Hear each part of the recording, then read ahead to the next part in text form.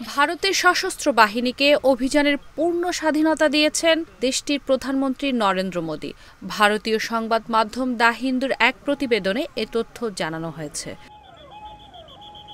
প্রতিবেদনে বলা হয়েছে, মঙ্গলবার ভারতের প্রধানমন্ত্রীর বাসভবনে প্রতিরক্ষামন্ত্রী রাজনাথ সিং, জাতীয় নিরাপত্তা উপদেষ্টা Ajit Doval, chief defence staff general Anil Chauhan, সেনাপ্রধান জেনারেল উপেন্দ্র দ্বিবেদী, বিমান প্রধান এয়ার মার্শাল এপি সিং এবং নৌপ্রধান অ্যাডমিরাল দীনেশ ত্রিপাঠীর সঙ্গে বৈঠকে মোদি এ নির্দেশ দেন।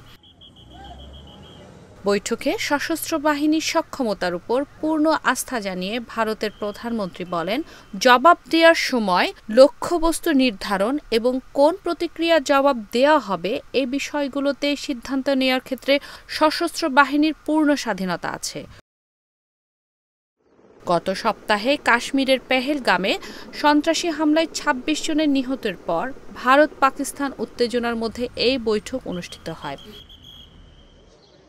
সরকারি সূত্রের বরাতে হিন্দু বলছে, জাতীয় নিরাপত্তা সংক্রান্ত মন্ত্রিসভা বৈঠকের একদিন আগে মোদি উচ্চ পর্যায়ের বৈঠকে সভাপতি করলেন। পেহেলগামে হামলার পর এটি এ ধরনের দ্বিতীয় বৈঠক।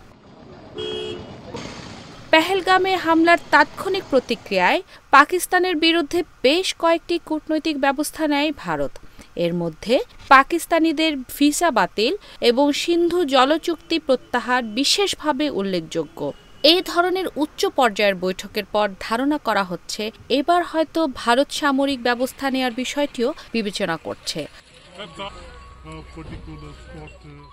নাম না প্রকাশ করা এক কর্মকর্তার বরাত দিয়ে প্রতিবেদনটিতে বলা হয়েছে, সশস্ত্র বাহিনীর পেশাদারিত্বের উপর পূর্ণ আস্থা এবং বিশ্বাসের কথা বৈঠকে তুলে ধরেন প্রধানমন্ত্রী মোদি। কাশ্মীরের সন্ত্রাসী বিরোধী অভিযান অব্যাহত রেখেছে ভারত।